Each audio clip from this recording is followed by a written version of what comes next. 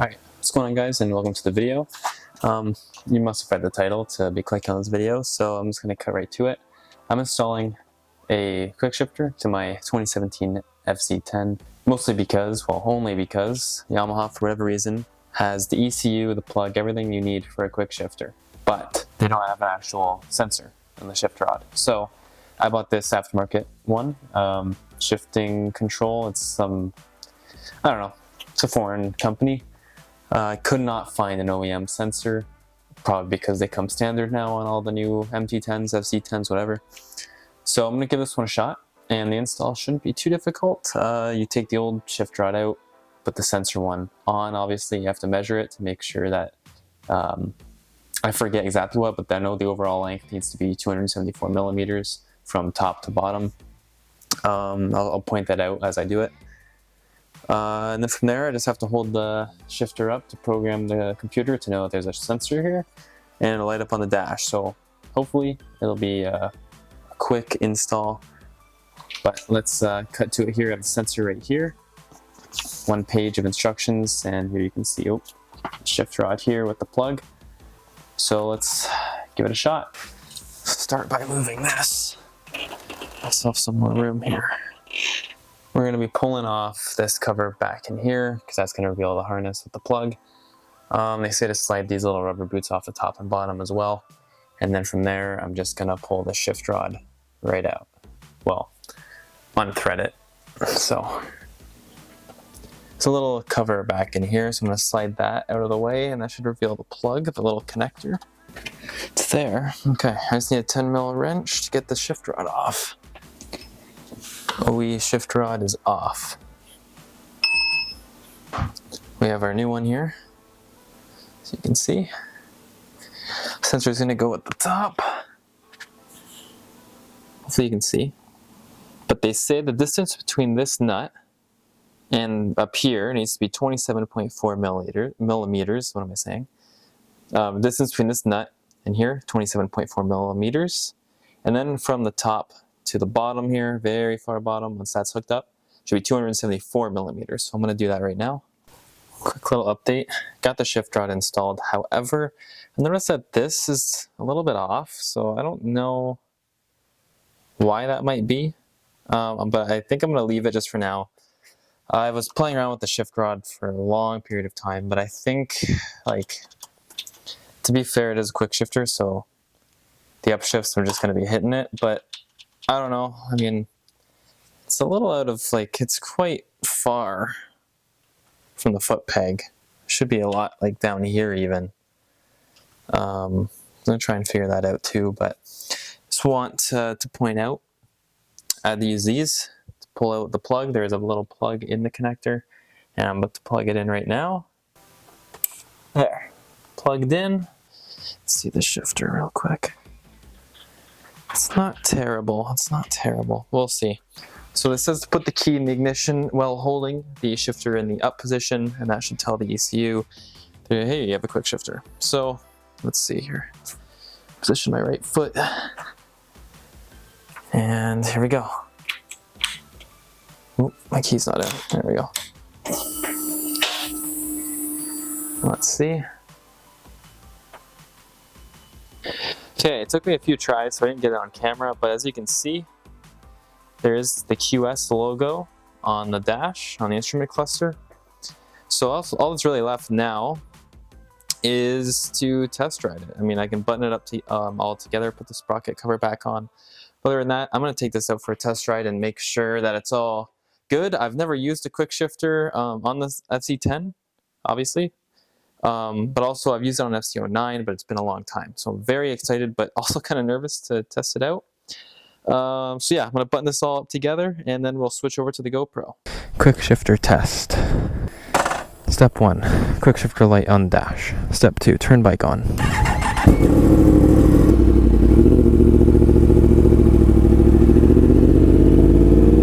Here we go. Whoa. Okay, it works. Holy, that's smooth.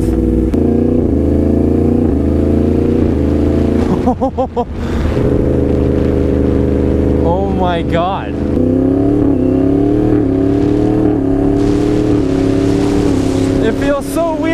shifting with the clutch.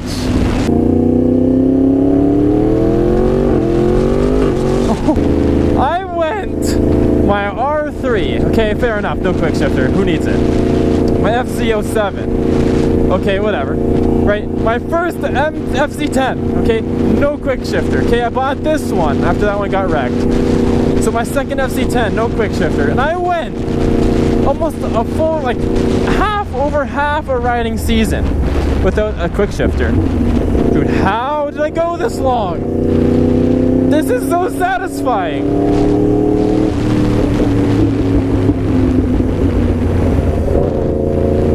Okay, here we go.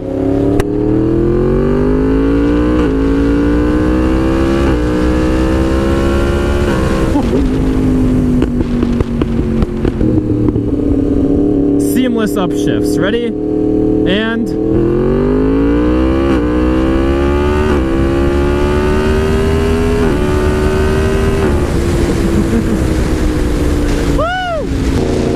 I was on a forum, many forums, it was only a few, on the Quickshifters for FC10s, and it's several years old now. But one thing people mentioned once they put the Quickshifter on was, now they want auto blip downshift, and I'm like, bro, honestly, same. I'll admit, I spent like over $300 Canadian, translated from like Great British pounds, and is it worth it?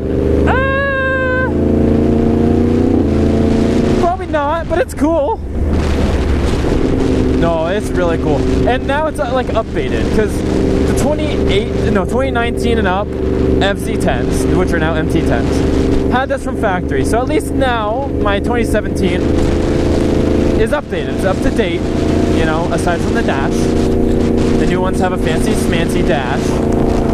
Good for them.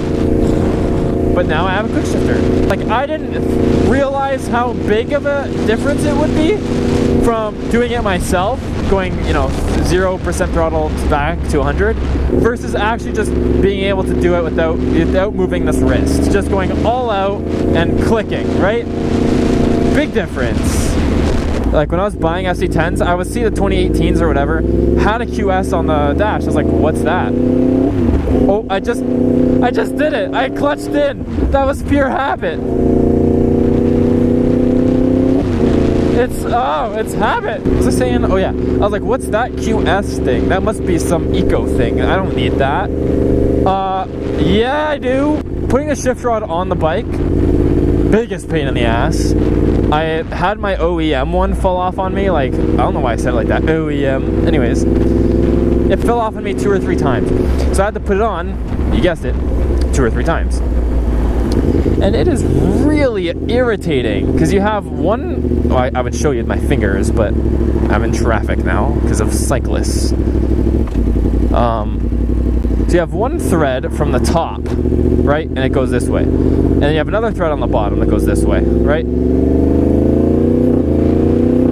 One thread's the other way, so it's like if you're tightening a screw, it's gonna pull one end in and one end in as well. So one end is cross-threaded, and the other one is not? I don't know.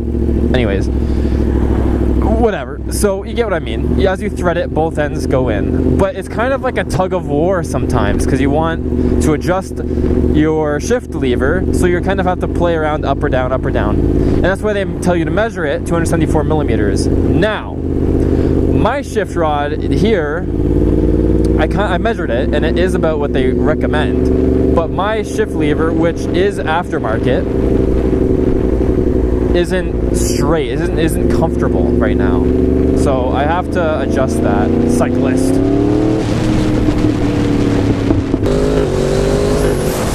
I swear to God, it shifts smoother the harder you pull the throttle, which is really bad for legal purposes. It's gonna take some getting used to, because I want to keep wanting to clutch in on my upshifts, but I don't need to do that anymore.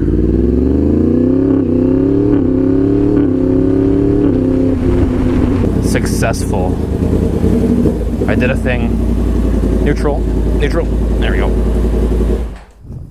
Alright guys, so this was my install and initial thoughts on the brand new, to me, Quickshifter system on my 2017 FC10. It's been a while actually since I filmed that video. I've had time to get used to this Quickshifter, and I have to say that the placement of the shifter isn't as bad as I was making it sound. It was just a big change from what I was used to before I put the Quickshifter on. The reason why there's a difference in where the positioning of the shifter is because the OEM shift rod is a bit longer. Well, actually it's the length of it is longer by the length of the sensor, which makes sense. So that makes this new one shorter because that length is now occupied by a sensor.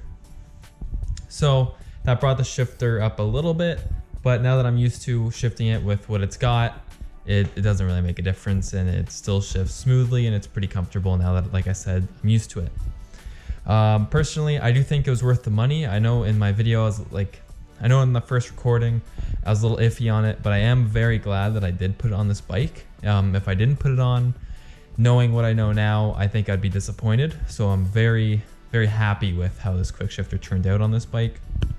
And not like I raced it or anything.